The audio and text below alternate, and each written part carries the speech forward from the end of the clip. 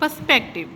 The art of representing three-dimensional things on a two-dimensional surface so as to give the right impression of their height, width, depth, and position in relation to each other.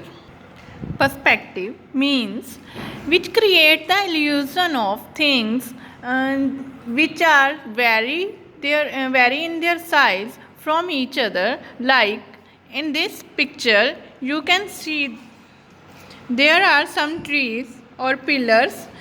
In actual these are same in size, but in this picture we can see here they are vary from each other because of the perspective. They create the illusion that the things which are far from us, that are small in size, even the things which are in foreground, they are big than far things.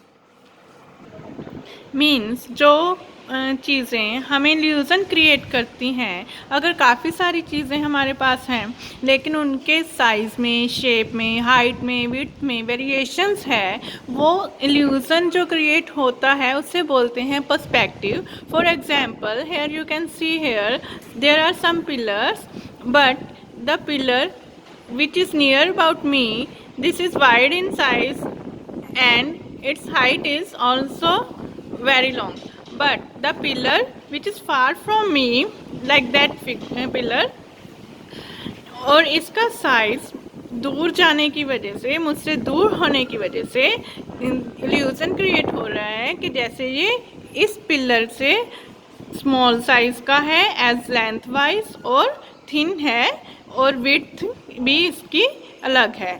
Same as you can see the last pillar, this is, इसके size भी आप देखो तो foreground के pillar से काफ़ी ज़्यादा very करता है.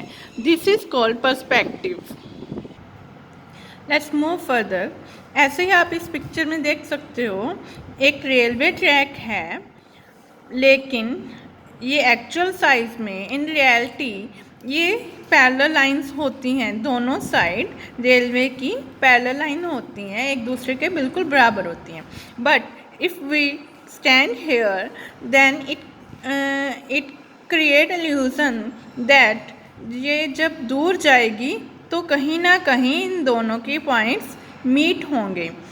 इससे ही पर्सपेक्टिव बोलते हैं कि दूर जाने की चीज़ जब साइज़ में छोटी हो जाती है और देखने में भी उसकी डिटेल डल होने शुरू हो जाती है, वो पर्सपेक्टिव कहलाती है. अब रेलवे ट्रैक की ये दोनों लाइंस, जैसे कि ये एक ट्रैक है, इसकी दोनों लाइन पैरेलल हैं रियलिटी में, but we can amuse that यहाँ पर आते आते ये कहीं ना कहीं आपस में मीट हो रही हैं.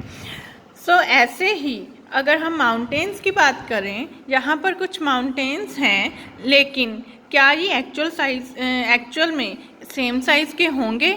नो, ये सेम साइज़ के नहीं होंगे. ये बहुत वाइड होते हैं, वहाँ पर लोग भी रहते हैं, वहाँ पर ग्रीनरी होती है, सारा कुछ रियलिटी में जैसे हम प्लेन्स में रहते हैं, प्लेन एरिया में रहते हैं, वैसे माउंटेन्स में भी होता है. लेकिन जब वही माउंटेन हमसे काफ़ी किलोमीटर्स दूरी पे होते हैं तो वो इल्यूज़न क्रिएट करते हैं कि वो साइज़ के छोटे हैं और वो कलर के भी ब्लू टोन में होंगे, ना कि वहाँ पर अगर ग्रीनरी है, ट्रीज़ हैं, कुछ लोग रहते हैं तो उस कलर के नहीं दिखाई देते.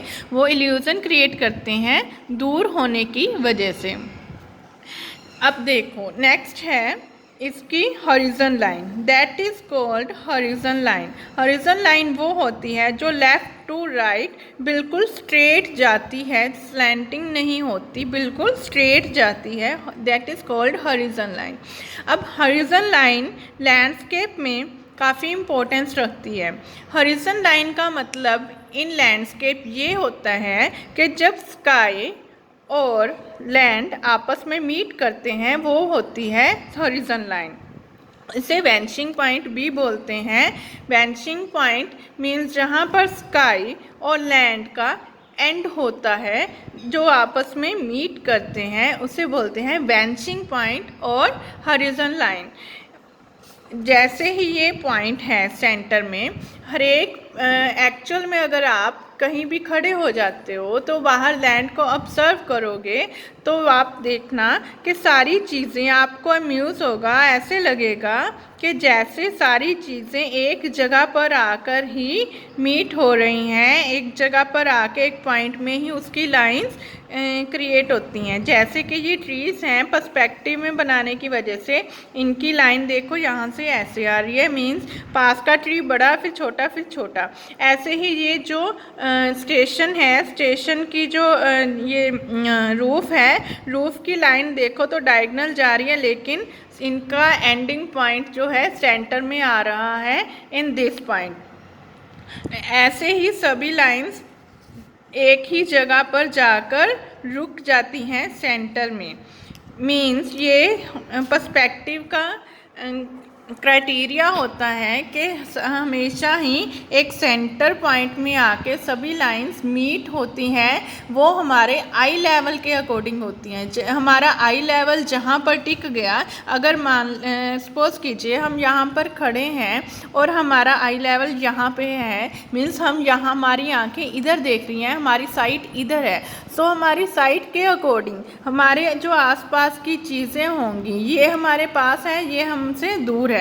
जैसे ही वो चीज़ें हमारे फोरग्राउंड में होंगी, वही चीज़ें दूर जाती जाती उनकी लाइंस हमारी आई साइट के अकॉर्डिंग सेंटर में आके रुक जाती हैं।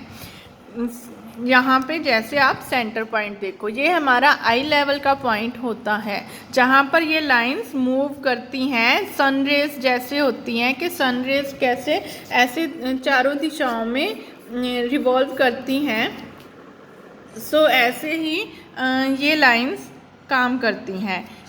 नेक्स्ट पिक्चर, जैसे कि आपका रूम का इनसाइड का सीन हो गया, तो ऐसे ही इस सीन में आप देखोगे सारी लाइंस आपस में जाके सेंटर में, जहाँ पर हमारा आई लेवल स्टैंड करता है, वहाँ पर जाकर रुक जाती हैं, वहीं पर जाकर मीट होती हैं। जैसे रूफ़ की ये लाइंस हैं, ये एक्चुअल में तो सभी पैरेलल होंगी, लेकिन पर्सपेक्टिव क्रिएट होने की वजह से ये आपस में ऐसे मीट हो रही हैं, एंड में जाके कहीं ना कहीं रुक रही हैं। और इनका साइज़ देखो तो यहाँ पर वाइड है और यहाँ पर स्क्यूज हो जा रहा है।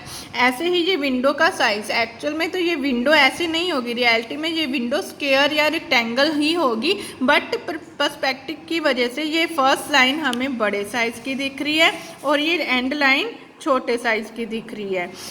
ऐसे ही ये फ्लोर है, ऐसे ही ये पेंटिंग, और ये डोर ओपन है, इसका ये फ्रंट लाइन जो है हमें बड़े साइज़ की दिख रही है और ये जो बैक लाइन है ये छोटे साइज़ की दिख रही है। Thank you. We will meet in next session of perspective.